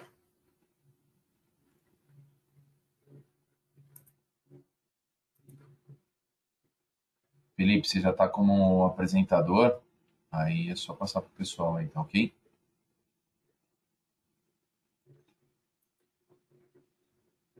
Perfeito, obrigado, Leandro. Pode só confirmar se estão conseguindo visualizar minha tela? Sim. Sim, estão sim. Perfeito. Bom dia, gostaria de me apresentar. Eu sou Felipe Duarte, da Educação Empresarial. Nós somos uma área que somos dedicadas exclusivamente para capacitar todos os usuários dos nossos sistemas. Então, gostaria de apresentar um pouco como funciona a área de treinamento da TOTS, a Educação Empresarial. Nós temos conteúdos programáticos, que são todo o conteúdo que é abordado dentro do treinamento. Então, a cada sistema que nós temos módulos desenvolvidos exclusivamente para capacitar os nossos usuários em cima das nossas ferramentas. Então, conteúdo programático sempre atualizado e disponível nas últimas releases do sistema. A didática dos instrutores. Todos os nossos instrutores são especialistas nos módulos. Então, além deles possuírem a vivência de campo do dia a dia, eles também possuem a didática de especialista, de conseguir passar profundamente o conhecimento de todo o portfólio que nós possuímos. Na realização de cada treinamento conosco, a gente disponibiliza para cada participante uma apostila em PDF.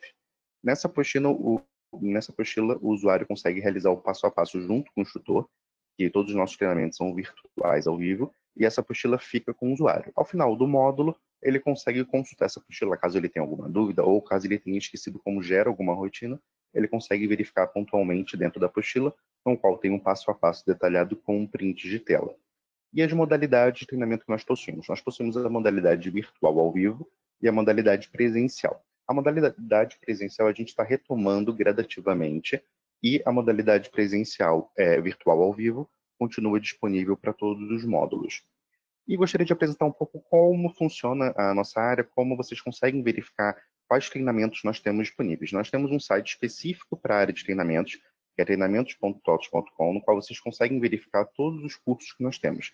Tanto curso como calendário, como modalidade e conteúdo programático. Então, caso vocês acessem o nosso site, vocês conseguem ver os nossos calendários, que são os treinamentos virtuais ao vivo. Nesse treinamento virtual ao vivo, a gente disponibiliza a base para cada usuário, ou seja, uma base de teste individual, um instrutor especialista no qual ele consegue visualizar a base do aluno, o aluno visualiza do instrutor, eles realizam um passo a passo em conjunto, além da disponibilização da apostila e do certificado de conclusão ao término do módulo. Então, acessando o nosso site, vocês conseguem verificar tanto datas, horários, como conteúdos programáticos. Esse é um exemplo do nosso calendário com treinamentos pré-agendados a cada semestre. Nós já temos datas disponibilizadas para 2021, então caso vocês queiram consultar para ver quais são os cursos disponíveis, conseguem verificar através do nosso site. E gostaria de falar especificamente de turmas que nós temos disponíveis para o mês de outubro. Nós temos o treinamento específico de LGPD, no qual vocês conseguem fazer inscrição caso desejam. No site tem todo o conteúdo programático, ou seja, tudo que vai ser abordado dentro do treinamento, público-alvo, os pré-requisitos pré-realização e a carga horária. Especificamente é 2 horas, ou seja, um dia completo de treinamento. E além disso, nós temos outros treinamentos já pré-agendados, qual vocês conseguem também verificar através do nosso site todo que possuímos. E gostaria de falar um pouquinho da TOTUS Store. Vocês conseguem, caso se interessem em realizar algum treinamento, ou caso queiram aprofundar o conhecimento de vocês no LGPD, vocês conseguem fazer essa aquisição do treinamento diretamente através da TOTUS Store. Então, acessando a TOTUS Store, vocês conseguem verificar o valor de cada curso e fazer essa aquisição. A aquisição pode ser feita via cartão de crédito ou via boleto bancário, ficando a critério do cliente. E caso vocês possuam alguma dúvida, vocês podem entrar em contato diretamente conosco por curso@totos, que nós conseguimos dar todo o suporte para vocês. Então, gostaria de apresentar rapidamente a área de educação empresarial, para mostrar todas as ofertas que nós temos de treinamentos para conseguir capacitar e ajudar vocês na usabilidade do nosso sistema. E caso vocês possuam alguma dúvida ou queiram saber mais informações de algum curso, podem verificar diretamente no nosso site ou podem encaminhar e-mail para o curso@totos.com.br. Leandro, obrigado pela palavra. Obrigado a você, Felipe, pela apresentação aí. Ok? Agora ao time aí da linha, tem algumas questões aí vamos abrir já o nosso áudio aí para Vamos lá. Obrigado mais uma vez. Tá? Vou pegar alguns. Imagina.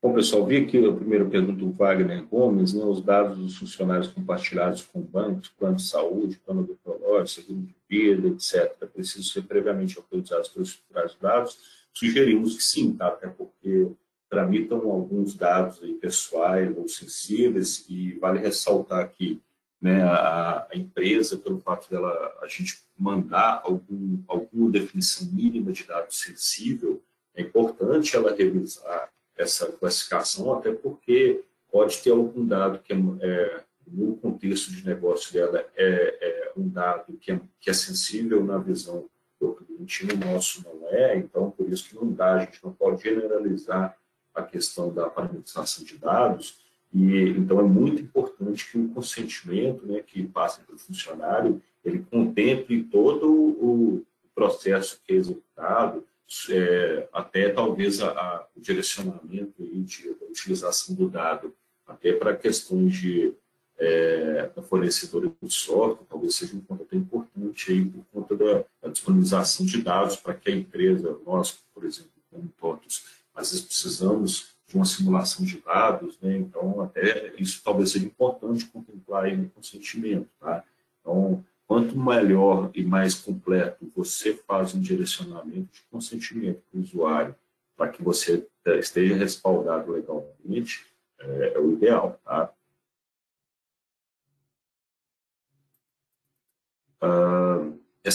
Esse PET, conforme eu citei aqui, se eu não me engano, está na 12.27, mas é o que foi expedido em janeiro, tá? A partir desse release já tem a parametrização de campos. Pode ser que tenha alguma questão de tenha que habilitar a segurança lá no perfil, devido a ser um recurso novo, ele esteja, às vezes, inativo, e é necessário habilitar no perfil de segurança para que determinados usuários consigam acessar esse módulo e efetivamente alterar essa classificação dos campos também, tá?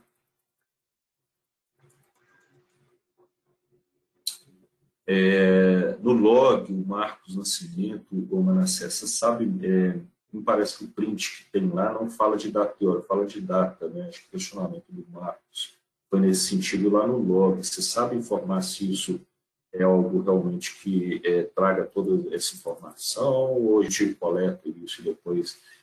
só um porém aqui, pessoal, talvez a gente não consiga responder todas, e mesmo assim a ideia é que a gente pegue essas dúvidas e faça fax para poder direcioná-los e vocês terem onde consultar alguma dúvida que possa ter tido aqui, que a gente eventualmente não consiga responder aqui, ou que, mesmo que consiga, fique documentado para que vocês consigam ter essa informação visível. Tá?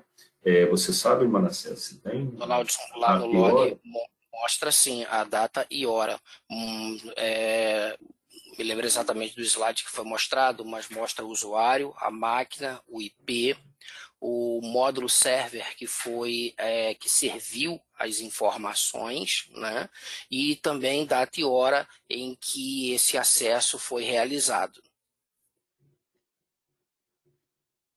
Márcio, o BTS, eu não sei se a gente vai ter essa informação aqui, tá? Mas a gente verifica e coloca em fax se necessário, tá?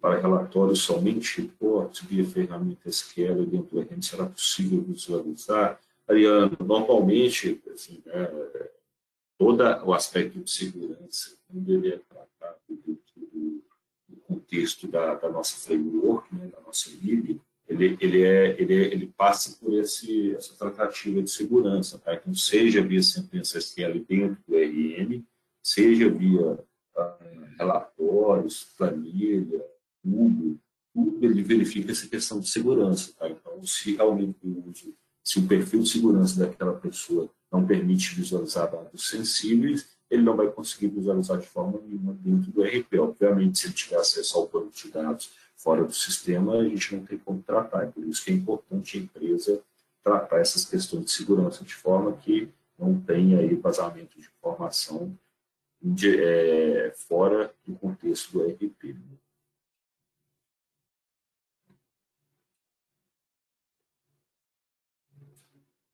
No exemplo da RAIS, que foi dado agora, o funcionário erroneamente não tem acesso a determinado ponto da RAIS. Ocorrerá erro ou o dado simplesmente não vai aparecer mais. Você consegue responder isso agora? Ou... Pode repetir, Dom, para verificar aqui qual foi a pergunta. No exemplo da RAIS, que foi dado agora, o funcionário erroneamente não tem acesso a determinado campo da RAIS. É aquela questão dele ter acesso ao processo, mas erroneamente alguém foi lá e colocou que o perfil dele não vai ter acesso a determinado dado. O que vai acontecer com essa informação quando for ser gerada a RAIS? O que vai acontecer com relação a esse dado pelo fato dele não ter acesso? Esse dado não vai na RAIS. Esse dado não vai na RAIS e, consequentemente, ela ficará inconsistente. Respondido. Alan, caso o funcionário, por exemplo, queira ver tudo, como faremos? Aí é só permitir que ele visualize campos sensíveis e tenha as permissões nos módulos normalmente, tá? Isso não muda, não. Em relatório, em qualquer outra coisa. O app Meu RH, conforme eu citei, como ele trata basicamente funcionário hoje, a gente, não sei se é nesse contexto a dúvida, a gente não tem nenhuma tratativa específica para ele, tá? Ou seja, a tratativa é a mesma que é utilizada no próprio RP, a questão de segurança. Se ele tiver permissão, ele vai ver. Se não tiver, ele não vai visualizar da mesma forma. Tá? O João já saiu, então, mas assim, a dúvida eu não consigo responder aqui, eu preciso verificar. Tá? Tem alguns pontos que parou a apresentação aqui.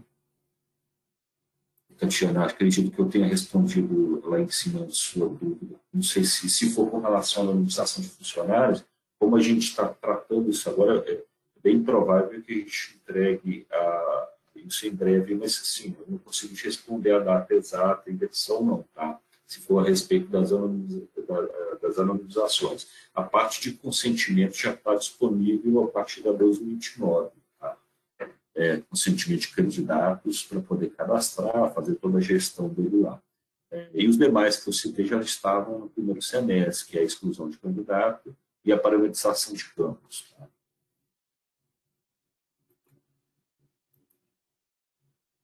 Desculpa aí a voz de robô, pessoal, mas eu realmente não tenho visibilidade disso. Eu até troquei o fone aqui para melhorar, acredito que tenha melhorado.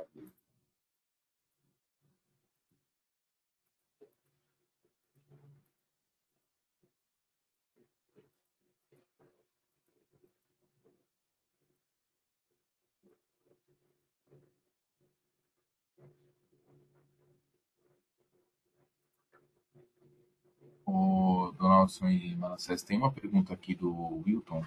Bom dia, haverá alguma API de integração para realizar as consultas? Um exemplo, um ex-funcionário acessa o nosso site solicitando informações sobre o seu CPF. Além do RM, podemos ter esses dados em outros sistemas? Então, para não termos que buscar as informações manualmente, teria como integrar essa consulta?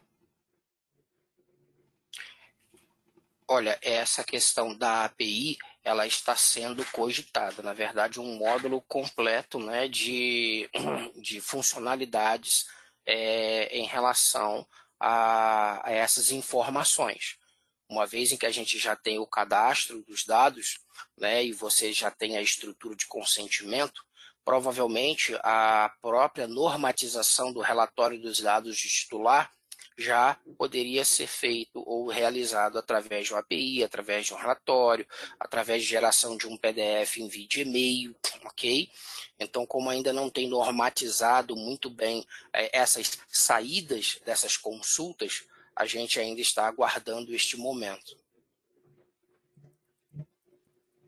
Isso. O Gilberto Gaiato perguntou um pouco também nesse aspecto, a questão da segurança com web service, né?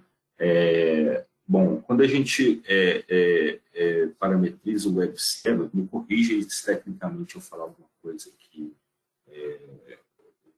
por favor, porque eu sou mais negócio da pessoa.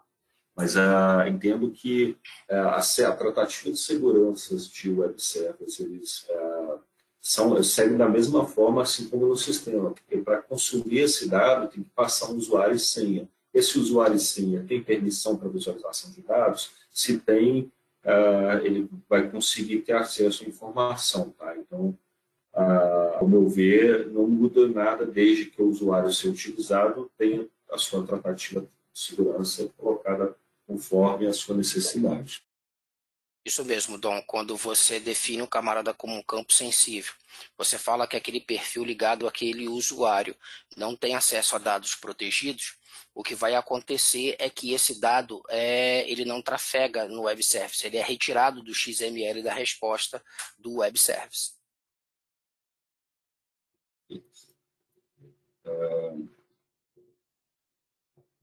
Haverá algum... E esse aqui foi o que você respondeu, né? O RM, conceito de anonimização é igual à exclusão, ou seria administrativamente tornar o dado não identificável. Com relação ao candidato, a gente fez através da exclusão, tá, Eugênio?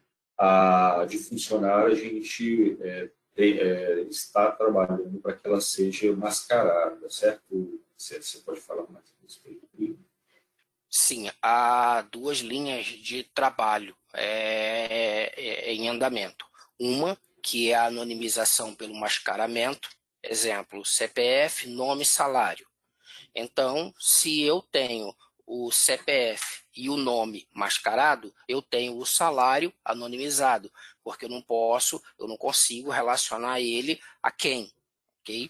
Então, nós temos uma linha de estudo pelo mascaramento e também temos uma linha de estudo pela exclusão, porque a exclusão de um funcionário implica retirar da base de dados também todas as suas movimentações de todo o RP, ok? E, consequentemente, para aqueles que têm parceiros e terceiros, também terão que ser avisados de alguma maneira para serem retirados, né, dos dados deste parceiro. Então, observa que a exclusão, ela não é simplesmente você deletar registro da PFUNC e também da PPSoa, que são duas tabelas muito relacionadas ali. Ela implica em te retirar toda a ficha financeira, todos os afastamentos. Então, assim, é eliminá-lo da base de dados. Então, essas duas linhas estão em estudo, ok? Eu acho que com relação à decisão que eu pedi que tenha respondido já, o candidato consegue alterar os dados, Eduardo? Eduardo, o candidato, os dados principais dele, ele consegue alterar enquanto ele está cadastrando. A partir do momento que ele não deu o consentimento dele, os dados vão ser excluídos, né? Ser descaracterizados, ali, se ele aceitar que não tem... Se ele simplesmente não consentir, dele aparecer o consentimento, ele não autorizar o dado para continuar lá, mas ele vai estar como setado como não consentido. Então, ele só vai alterar o dado dele ou fazer alguma coisa de avanço no currículo dele a partir dos dados principais ali, se ele der o consentimento.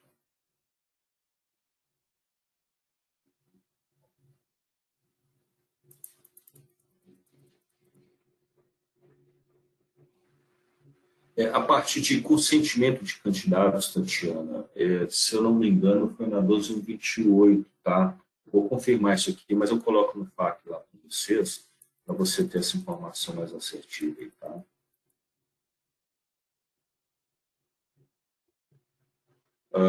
Anonimização, a TOTS irá disponibilizar alguma versão com os dados previamente classificados de acordo com a anonimização?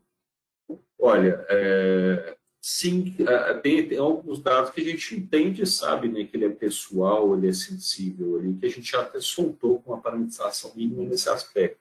Esse a gente, acredito eu, que a gente, né, Manassés, você pode talvez responder, mas se é que a gente tem essa resposta, né? Acredito que vai ser setado como anonimização, sim, mas obviamente todo dado tem que ser revisto pela empresa para poder identificar aquilo que ele acredita ou não ser anonimizado. Isso mesmo, Dom, porque aquele campo marcado como anonimização, ele já foi colocado para a estratégia de mascaramento, perfeito? Só que para eu mascarar um campo, eu preciso fazer uma análise em todo o sistema do impacto desse possível campo mascarado. Então, embora aqui o dado está lá passível de ser marcado como anonimizável, e a princípio praticamente todos os campos pessoal identificado, a gente já deve ter marcado ele como anonimizável. Qualquer campo novo que se chegar para a gente numa anonimização por mascaramento, ele precisa passar pelo crivo da análise para verificar se não vai estourar nenhum problema. Por exemplo, a gente sabe que dentro do RH, o campo CPF, de acordo com a parametrização, ele precisa ser único no cadastro de pessoas. Então, quando eu mascarar, essa validação precisa ser quebrado, porque pode vir a existir N registros em que o campo CPF vai estar mascarado. Então, o mascaramento do campo, ele implica em uma tratativa que o sistema precisa dar ao registro anonimizado por mascaramento. O Manassés, é até importante esse ponto da anonimização, porque, assim, uma vez vale ressaltar, tá, que um dado ele só será considerado efetivamente anonimizado, né, se não permitir que, por meios técnicos e outros, se reconstrua o caminho para descobrir quem era a pessoa titular do dado. Então, uma vez anonimizado, não tem como você reconstruir aquela informação. Então, vale um ponto aí para ressaltar, tá? E isso daí vai de acordo com o artigo 12 lá dos dados anonimizados perante a LGPD, tá bom? E ainda também, né, aproveitando aí e complementando, observe que o sistema estará fazendo a anonimização na base de dados corrente. Há uma responsabilidade do cliente também garantir que esses backups que foram feitos e que ainda não estão anonimizados sejam de alguma maneira protegidos para não serem restaurados e assim voltar à anonimização. Então, o controle de anonimização, ele passa por diversas nuances. Ele não é simples, porque há a responsabilidade não só dos backups, mas há a responsabilidade, por exemplo, dos arquivos do E-Social, que são gerados por XML e podem ser gravados em algum dado à planilha, os relatórios, os dados gravados de uma folha analítica que tem ali o nome, a pessoa e toda a vida financeira daquela pessoa. Então, tudo isso também parte por um cuidado e um critério dos dados pessoais e principalmente daqueles que já obtiveram ali uma anonimização. Respeitando aqui o time box, pessoal, a gente tem muitas perguntas aqui ainda. Vamos buscar respondê-los através de FAQ, tá? E a gente divulga, a gente tem canais de comunicação e de envio de informações para vocês. E se eventualmente tiver algum ponto que vocês queiram saber que nessa FAQ, assim que a gente divulgar, não tem a resposta, fique à vontade por o atendimento, que a gente busca sanar essas dúvidas da melhor forma, o mais rápido possível. Isso, exatamente, pessoal. Todas as perguntas aqui, elas serão respondidas, né? Infelizmente, pelo tempo, a gente não conseguiu responder todas. Mais uma vez, eu agradeço a participação de todos vocês, tá? Toda a linha também, a RM, o Donaldson e o Manassés, assim como o Felipe também, pela apresentação dos cursos, tá? E a gente acaba tendo que encerrar aí, mas agradeço mais uma vez, tá, pessoal? São várias as dúvidas, a LGPD ela vem, né, crescendo, ainda com algumas incertezas, mas a TOTUS aí, isso a gente fala em nome da TOTUS, que ela estará se prontificando a ajudar os clientes o máximo possível, tá? Então, mais uma vez agradeço, todas as perguntas serão salvas e respondidas, assim também como o vídeo será disponibilizado no YouTube, no portal TDN, lá na pasta da consultoria de segmentos, tem como vocês acessarem lá e clicarem no link para assistir o vídeo, tá? Mais uma vez agradeço, pessoal. Tenham todos um ótimo dia aí. Obrigado, pessoal aí. Obrigado. Tá? Obrigado. Obrigado e bom dia a todos. Bom dia. Bom dia.